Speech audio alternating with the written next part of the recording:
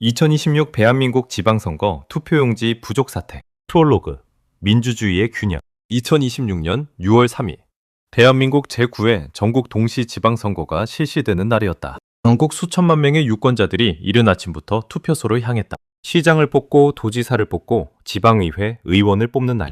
민주주의의 가장 기본적이고 가장 신성한 의식이 치러지는 날이었다. 하지만 그날 오후 서울 한복판 어느 투표소 앞에서 한 시민이 발길을 돌려야 했다. 투표용지가 없었다. 줄을 서서 기다렸지만 그 손에 쥐어져야 할 종이 한 장이 존재하지 않았다. 그 순간 대한민국 민주주의 역사에 한 번도 없었던 균열이 시작되었다. 일부 발단, 오후 2시의 충격. 사건은 2026년 6월 3일 오후 2시경 서울특별시 송파구 잠실 일대의 투표소에서 시작되었다. 잠실이동 제6투표소, 가락이동 제3투표소, 잠실 4도, 문정이동 투표소. 이 투표소들에서 오후 2시를 전후해 투표용지가 바닥나기 시작했다. 유권자들은 순서를 기다리며 줄을 섰지만 투표소 관계자들은 현재 투표용지가 없습니다 라는 황당한 말을 반복할 수밖에 없었다. 시민들은 어리둥절한 표정으로 서로를 바라봤다. 대한민국에서 선거날 투표용지가 없다는 것은 어느 누구도 상상하지 못했던 일이었다. 소식은 빠르게 퍼져나갔다. 처음에는 송파구 일부의 문제로 보였다. 선관위는 서둘러 추가 투표용지를 인쇄해 보내겠다고 했다. 그러나 사태는 점점 더 넓은 범위로 확산되고 있었다. 그렇다면 왜 이런 일이 벌어진 것일까? 이후 중앙선거관리위원회가 발표한 조사 결과에 따르면 원인은 놀라울 만큼 단순하고 허탈한 것이었다. 선관위는 각 투표소에 투표용지를 배부할 때 해당 투표소의 전체 선거인 수의 50%를 기준으로 인쇄량을 정하도록 하고 있었다. 즉, 선거인 1000명이 등록된 투표소라면 500장만 준비하는 시기였다. 이는 낭비를 줄이고 투표용지가 폐기나 탈취, 과정에서 악용되는 것을 방지하기 위한 기준이라고 선관위는 설명했다. 문제는 여기서 발생했다. 사전 투표율이 지역마다 크게 달랐는데 선관위는 이를 개별 투표소 단위로 반영하지 않은 채 일률적으로 투표용지를 준비했던 것이다. 사전 투표율이 낮은 지역, 즉 선거 당일 몰표가 예상되는 곳에 충분한 용지가 공급되지 않은 것이다. 이것이 이번 사태의 핵심 원인이었다. 설상가상으로 이번 제9회 지방선거는 역대 최고 수준의 투표율을 기록하고 있었다. 그날 투표율이 50%를 훌쩍 넘어서면서 50% 기준으로만 준비된 투표용지는 속속 소진되었다. 2부 확산, 전국 50곳의 공백. 잠초 언론은 서울 송파구 일대 14개 투표소의 문제로 보도했다. 하지만 이튿날인 6월 6일 중앙선거관리위원회가 발표한 자체 조사 결과는 전혀 달랐다.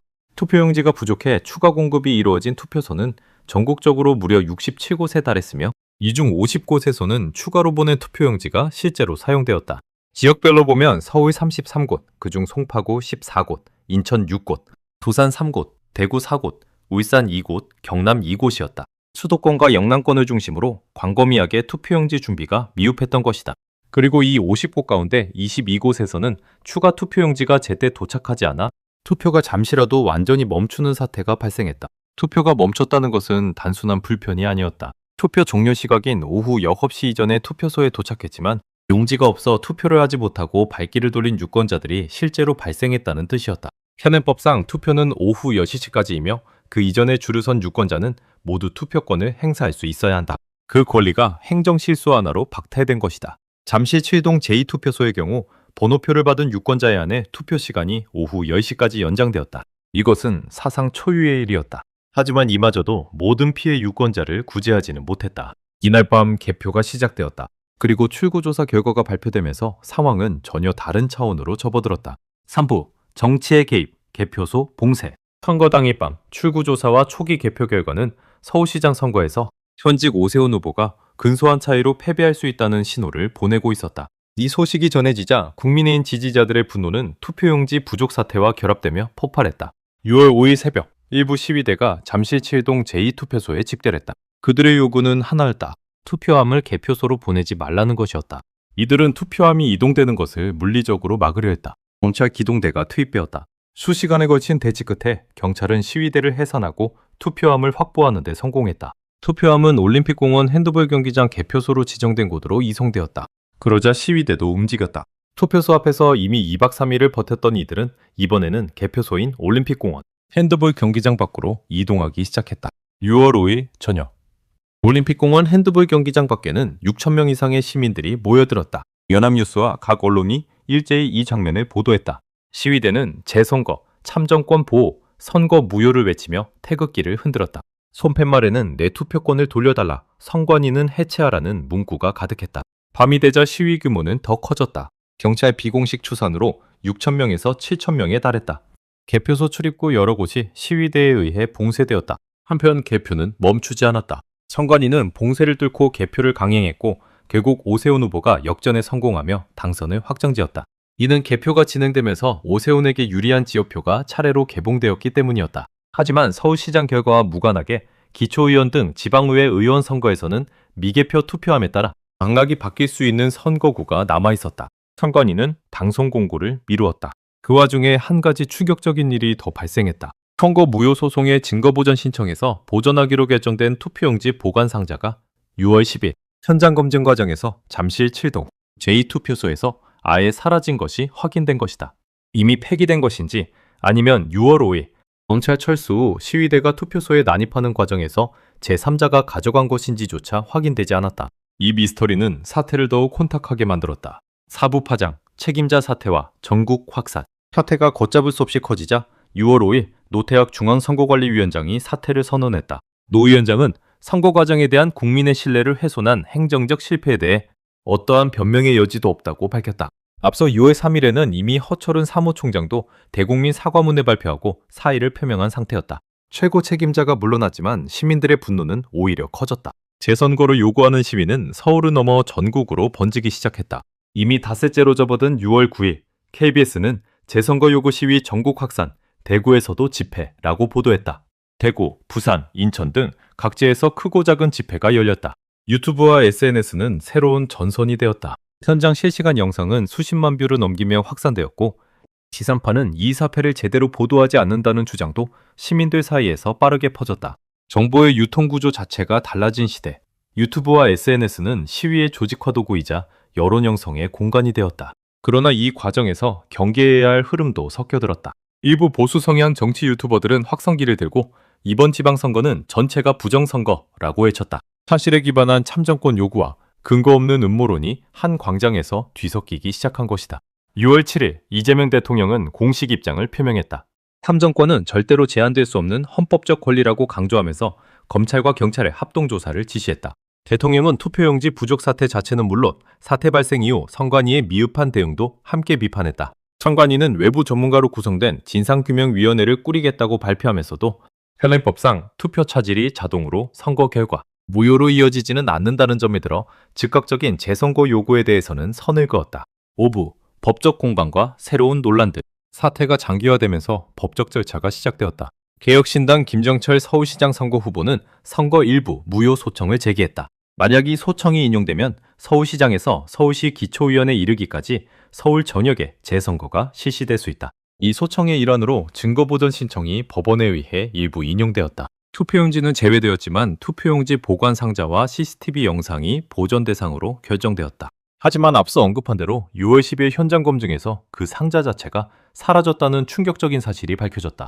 또 다른 뇌관도 수면 위로 떠올랐다. 선관위가 투표용지 부족 사태를 조사하는 과정에서 예기치 않게 특정 12개 지역에서 양당 후보의 득표수가 정확히 일치하는 사례가 발견된 것이다. 통계적으로 매우 이례적인 이 결과는 새로운 재선거 논란의 도화선이 되었다. 정치권 내부에서도 균열이 생겼다. 국민의힘 장동혁 대표는 6월 9일 재선거 실시를 위한 특별법 발의를 추진하겠다고 밝혔다.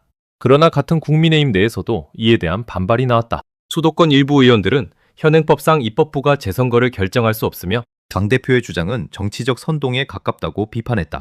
이번 지방선거에서 패배한 책임론을 피하기 위한 꼼수라는 시각도 적지 않았다. 6월 8일 국민의힘 토론회에서는 선거법을 개정해 재선거의 길을 열어야 한다는 의견도 공식적으로 제기되었다. 아울러 일부에서는 사전투표 제도 자체가 이번 사태의 구조적 배경이라는 주장도 내놓았다. 사전투표율이 지역마다 다를 수밖에 없고 이를 개별 투표소 단위로 정밀하게 반영하지 않으면 이런 사태가 반복될 수 있다는 것이다. 청주에서는 또 다른 문제가 불거졌다. 일체인 300여 명의 유권자가 선거인 명부에서 누락된 것이 뒤늦게 확인된 것이다.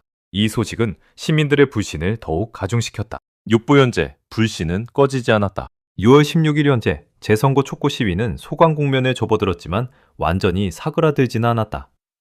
전날 밤 시위 규모는 처음보다 다소 줄었다. 하지만 시위대는 여전히 투표와 미송을 막으려 출입구를 봉쇄하며 전국적인 재선거를 요구하고 있다. 법적 절차는 이제 막 시작되었다. 선거 무효 소청 심사, 증거 보전 심리, 진상규명위원회 조사, 검찰 경찰 합동 수사가 동시다발적으로 진행 중이다.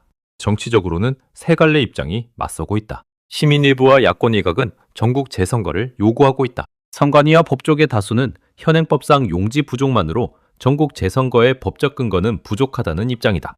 여당 내부는 재선거 요구와 신중론으로 갈라져 자체 내용을 겪고 있다. 한 가지 분명한 것은 대한민국 선거 역사에서 이번 사태는 씻기 어려운 흔적을 남겼다는 사실이다. 전국 14,300여 곳의 투표소 중 50곳에서 투표용지가 부족했고 22곳에서 투표가 멈췄으며 얼마나 많은 유권자가 참정권을 행사하지 못했는지는 아직도 정확히 집계되지 않았다. 에필로그. 민주주의는 관리된다. 민주주의는 선언으로 작동하지 않는다. 투표용지 한 장, 투표소 하나, 선거인 명부 한 줄까지 꼼꼼히 관리될 때 비로소 작동한다. 그 종이 한 장이 없었다. 대한민국 역사상 처음으로 유권자가 투표소 앞에서 빈손으로 돌아서야 했다. 그 황당함이 분노가 되었고 분노가 거리로 나왔으며 거리가 전국을 덮었다. 지금 이 사태가 법적으로 정치적으로 어떤 결말을 맺을지는 아직 알 수 없다. 재선거가 실시될 수도 있고 일부 지역 재투표에 그칠 수도 있으며 선거 결과가 그대로 확정될 수도 있다. 그것은 법원과 선관위 그리고 민주주의적 절차가 판단할 몫이다. 하지만 어떤 결론이 나든 이번 사태가 남긴 교훈은 하나다. 민주주의는 자동으로 작동하지 않는다. 그것을 유지하는 것은 제도이고 제도를 지키는 것은 사람이며 사람을 감시하는 것은 시민이다. 2026년 6월 대한민국의 시민들은 그 사실을 다시 한번 가장 뜨겁고 가장 아픈 방식으로 확인하고 있다.